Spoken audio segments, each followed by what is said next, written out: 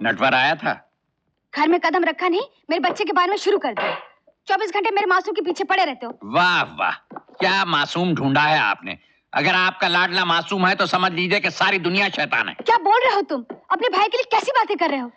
अरे अभी तक तो मैं ही बातें कर रहा हूँ, जब आप उसके करतूत सुनेंगी ना तो फिर आप भी यही बातें करेंगी। क्या करतूत की है उसने? वो एक नंबर का।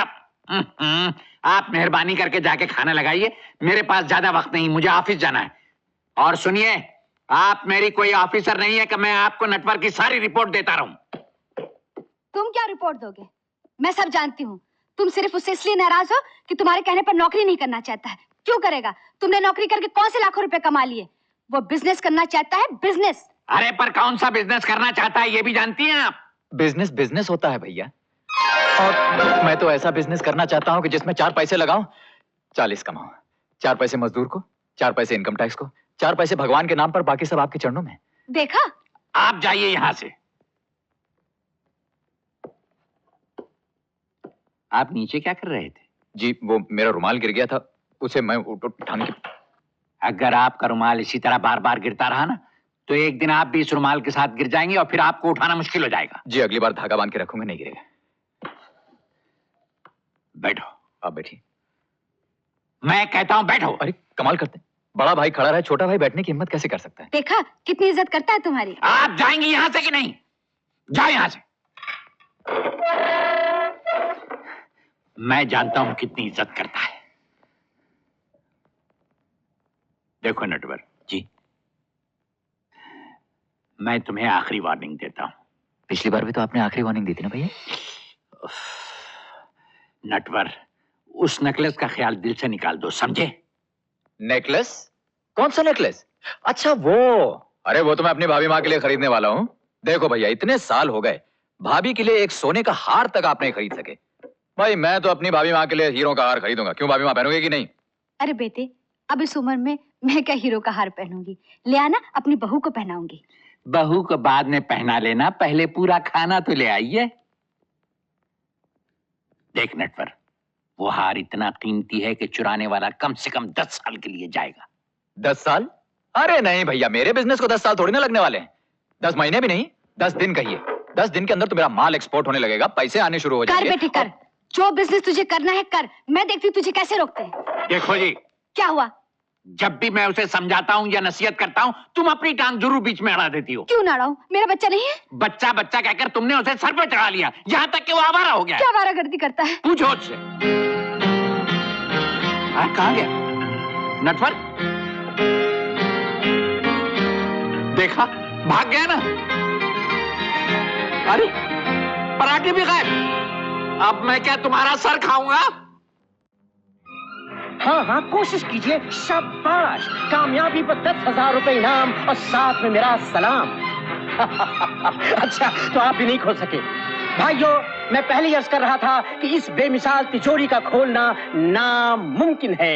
ये मुमकिन है हुजूर, इसलिए कि अभी हमने कोशिश नहीं की। जरूर जरूर, इस किस्मत आजमाई का मौका हर एक्सपर्ट को दिया जाएगा।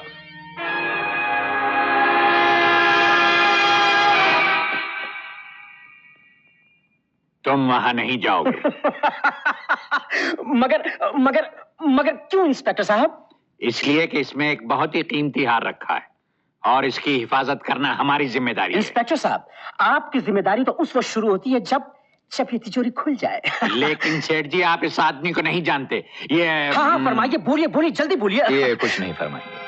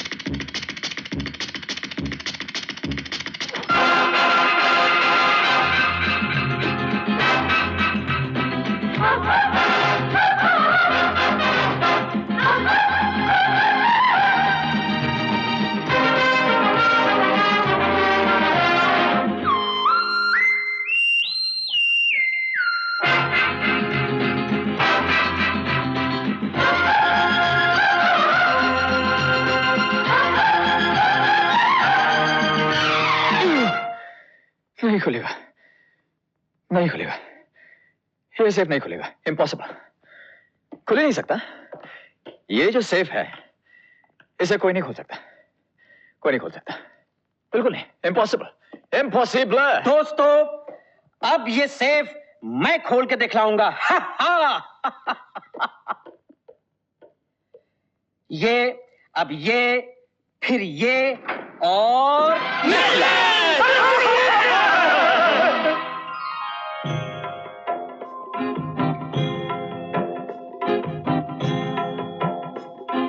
ओ भाभी माँ, क्या कर रहा है? पूजा करने देना। इसकी पूजा कर रही तू? कितनी बार बोला है भगवान के सामने उल्टी सीधी बातें मत बोला कर। अरे भाई, ये भी कोई भगवान है? अरे बचपन में पेट भरने के लिए मस्का चोरी करते थे, पकड़े गए, अब तुम लोग इसको मस्का लगा रहे हो। नटवर, ऐसा मत बोल, पाप लगेगा। चल भगवान के सामने माथा टेक, इनसे माफी मांग। चल। इनसे माफी मांगूंगा? क्यों भाई, इनमें ऐसी कौन सी बात है जो मुझ में नहीं है? इनका नाम भी नटवर है, मैं भी नटवर हूँ। नटवर, बस कर, तुझे मेरी कसम। ठीक है बाबा, नहीं बोलता। देख भाभी माँ बोल रही इसलिए चुप बैठा हूँ, नहीं तो तू बाज नहीं आएगा। अच्छा बोल, तू यहाँ क्यों आया है? हाँ भाभी माँ, मैं जा रहा हूँ। फिर जा रहा है? हाँ देख भाभी माँ, तुझे शिकायत रहती ना कि मैं हमेशा तेरे से दूर जाता रहता हूँ। आज आखिरी बार तुझसे दूर जा रहा हूँ, फिर कभी दूर जाने की जरूरत पड़ेगी ही नहीं। हमेशा तेरे पास रहूंगा, अपनी भाभी माँ के पास। लेकिन कहाँ जा रहा बेटे? चंदनपुर। चंदनपुर? हाँ। भैया से पूछा है? नहीं, उनसे नहीं पूछा, और तू बोलेगी भी कुछ नहीं, वरना सब गड़बड़ हो जाएगी। अच्छा नहीं बोलूंगी, लेकिन भगवान का आशीर्वाद तो ले ले। अरे वही तो लेने आया हूँ, चल जल्दी से आशीर्वाद दे। हाँ वेरी गुड। अच्छा भाभी माँ, सी यू। मैं जानता हूं, तुम्हें मालूम है कि वो कहाँ है। चिल्लाइए मत, पुलिस वाले हैं, खुद क्यों नहीं ढूंढ लेते? अब डैम इट, जब अपना भाई खुद दुश्मन हो तो दूसरों से क्या शिकायत।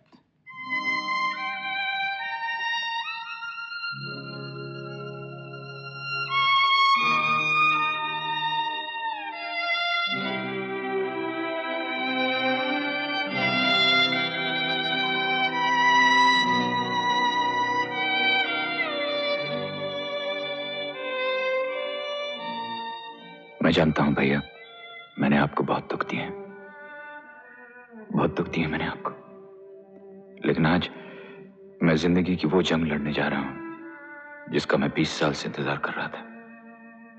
उस शैतान से टकराने जा रहा हूं जिसने मुझको आपसे और ईमानदारी और सच्चाई को मुझसे छीन लिया था। वही जंग लड़ने जा रहा हूं।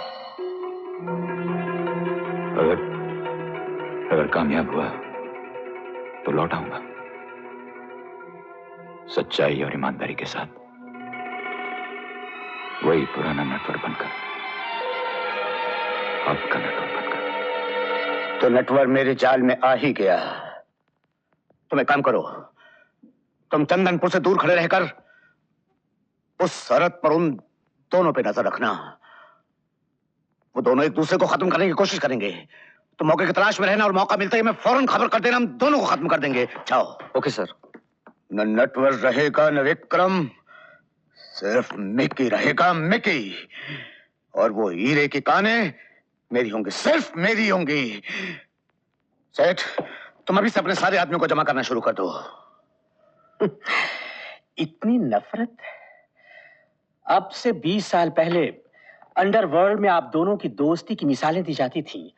अब ये दोस्ती दुश्मनी में कैसे तब्दील हो गई है? लालच में आकर, सिर्फ लालच में।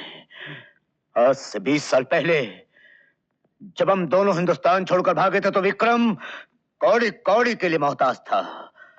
उस वक्त सिर्फ मैंने उसकी मदद की थी, सिर्फ मैंने। और जब उसके पास दौलत आ गई तो जानते उसने इस दोस्ती का मुझे क्या सिला दिया? उसने मुझे उसका ये बदला दिया। ये क्या मिकी साहब? सेठ, यही वो निशान है जो चंदनपुर के एक एक आदमी की पीठ पर तुम्हें मिलेगा। उस सारे इलाके में उस कमबख्त ने शेर की दहशत फैलाकर वहां के हर आदमी को अपना गुलाम बना रखा है।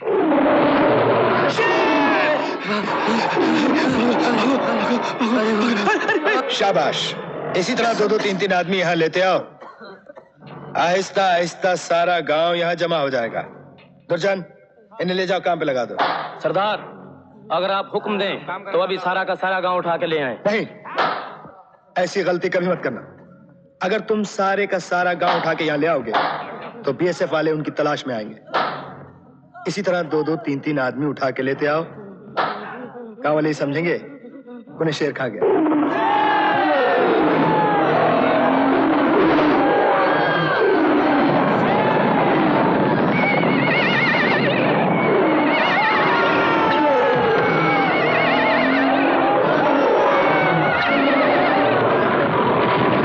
वीरू, इसकी पीठ पर मेरा निशान लगा दो। मेरे गुलामों में शामिल कर लो इसे।